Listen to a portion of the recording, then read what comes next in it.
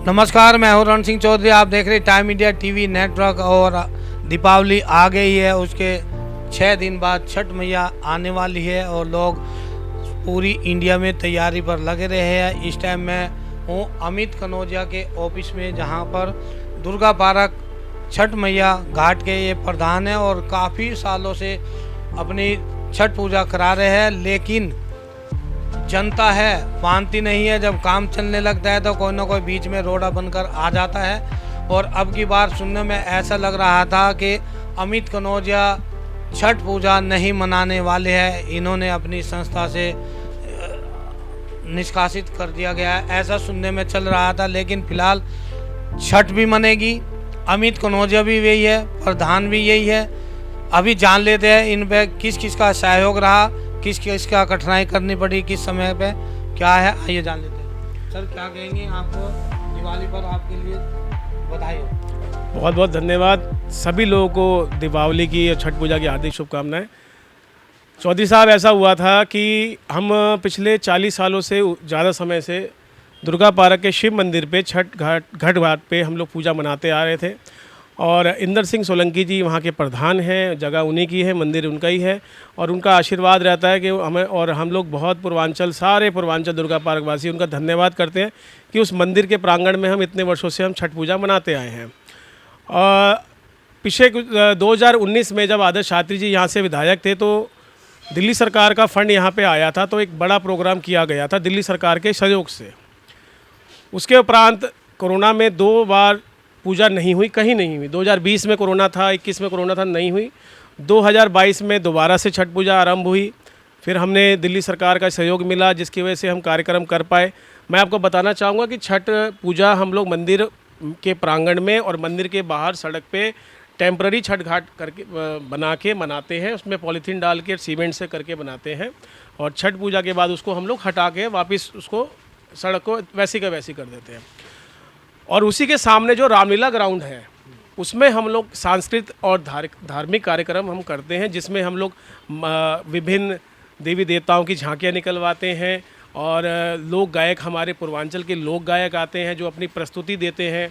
छठ पूजा के दिन शाम को अर्घ, डूबते सूरज को अर्घ देने के बाद जो व्रतधारी और श्रद्धालु अपने घर चले जाते हैं, तो शाम के समय उनके लिए हम लोग इस धार्मिक आयोजन करते हैं कि रात तक वो प्रोग्राम देख पाएँ, क्योंकि रात में कोसी भरने के लिए दौरा को वापस घाट पे लाना पड़ता है, दिया जला के फिर जाना पड़ता है। तो लोगों को रात भर जागना पड़ता है, क्योंकि 4 बजे सुबह फिर घाट पे आना पड़ता है। तो उनके लिए ये धार्मिक कार्यक्रम का आयोजन किया जाता है कि भाई रात भर सो नहीं पाएंगे, तो चलो यहाँ पे आके वो अपना मनोरंजन करेंगे, कार्यक्रम देखेंगे जी। और इसी को देख के सहयोग मिलता आ रहा था। हम लोग छठ पूजा जो मनाते हैं वो चंदे से मंगाते हैं। अपनी गली में जहाँ हम मनाते हैं, जहाँ हम छठ पूजा मनाते हैं, उसके आसपास के दुकानदारों से हम लोग छोटा छोटा सहयोग हमें मिलता है। जो छठ के व्रतधारी और श्रद्धालु छठ घाट के दिन आते हैं पूजा मनाने, वो भी अपना थोड़ा वो सहयोग देते हैं।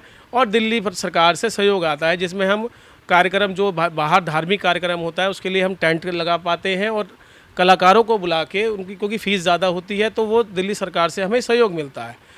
तो ये हमेशा होता आ रहा था और पिछले 3 सालों से मैं लगातार प्रधान हूँ, छठ पूजा का अध्यक्ष हूँ मैं। हमारी समिति है, हमारी रजिस्टर्ड छठ घाट है और हमारी समिति दिल्ली सरकार के बाद रजिस्टर्ड भी है। और दिल्ली सरकार में जो परमानेंट रजिस्टर्ड घाट हैं उसमें से हमारी छठ घाट भी आती है। तो कुछ लोगों ने चैत्री, आपको पता है 2 बार छठ पूजा मनाई जाती है। एक बार चैत्र मास में जो होती है, जो होली के बाद मनाई जाती है, और एक बार दीपावली के बाद मनाई जाती है। 2 छठ पूजा होती हैं।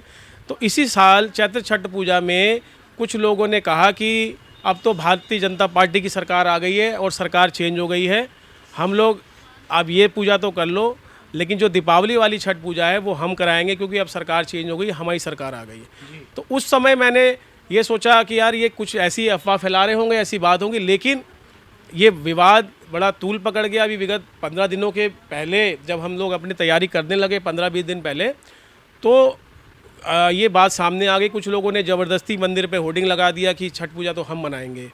इस बात को लेके मैं अपने पूर्वांचल समाज के मेरे जितने साथी हैं द्वारका विधानसभा के, मैं धन्यवाद करना चाहूँगा कि उनके सामने मैंने ये बात रखी। क्या ज़बरदस्ती कोई भी व्यक्ति कोई भी अगर समिति कहीं छठ पूजा मना रही है, कोई धार्मिक कार्यक्रम करते आई है, इतने सालों से 40 सालों से करते आ रही है, अचानक कोई असामाजिक व्यक्ति ये आके कह दे, किसी नेता के दबाव में आके कह दे कि नहीं जी छठ पूजा आप मनाओ और मेरा आपको पूरा सहयोग रहेगा, तो ऐसे होगा तो फिर तो कोई समिति चल ही नहीं पाएगी, कोई धार्मिक कार्यक्रम का आयोजन हो ही नहीं पाएगा।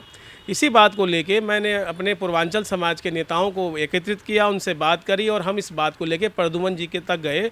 प्रद्युमन राजपूत जी हमारे माननीय विधायक जी तक गए और प्रद्युमन राजपूत जी ने हमारी पूरी बातें सुनी और हमारी बातों को ध्यान से सुना और ये कहा कि आप तो इतने सालों से करते आए हैं, आपकी पूरी समिति आपके साथ है, मैं आपके साथ हूँ, आप बेधड़क होकर छठ पूजा मनाइए। तो मैं सबसे पहले धन्यवाद करना चाहूँगा हमारे माननीय विधायक श्री प्रद्युमन राजपूत जी का, जिन्होंने पूरा सहयोग दिया हमारी समिति को कि आप ये छठ पूजा मनाइए। दिल्ली सरकार का जो सहयोग है, मेरा जो सहयोग है, मैं आपको दूंगा। तो हमारी समिति उनका धन्यवाद करने भी कल गई थी और उन्होंने बहुत खुश हुए वो कि हमने उनका जो स्वागत किया, बड़े खुश हुए और उन्होंने अपनी तरफ से पूरा सहयोग और योगदान देने का पूरा आश्वासन दिया है। और मैं धन्यवाद करना चाहूँगा दिल्ली सरकार का, माननीय मुख्यमंत्री रेखा गुप्ता जी का, हमारे जो कपिल मिश्रा जी का, जो इस धार्मिक समिति के अध्यक्ष हैं, डीडीए के जो अध्यक्ष हैं परवेश वर्मा जी का धन्यवाद करना चाहूँगा। मैं सभी का धन्यवाद, साथ साथ अपने पूर्वांचल के जो हमारे नेता हैं, जो जिनको हमारे माननीय विधायक जी ने इंचार्ज बनाया है इस द्वारका विधानसभा में छठ समिति का, उनका भी धन्यवाद करना चाहूँगा। उस पूरी टीम का धन्यवाद करना चाहूँगा जिसकी वजह से आज हम बड़े ही गर्व से छठ पूजा मना रहे हैं।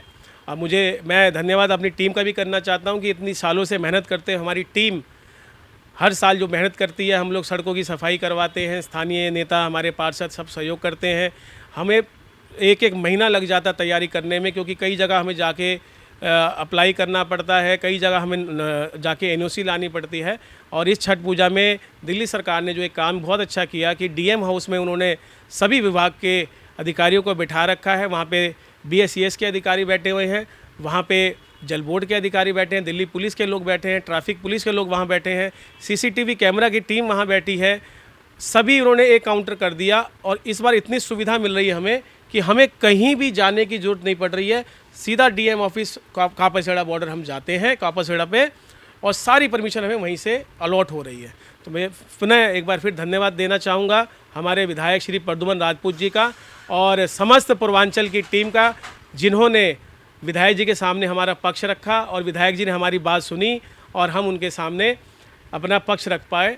बहुत बहुत धन्यवाद श्री प्रद्युमन राजपूत जी का, हमारी पूर्वांचल टीम का और दिल्ली सरकार का। जय छठी मैया।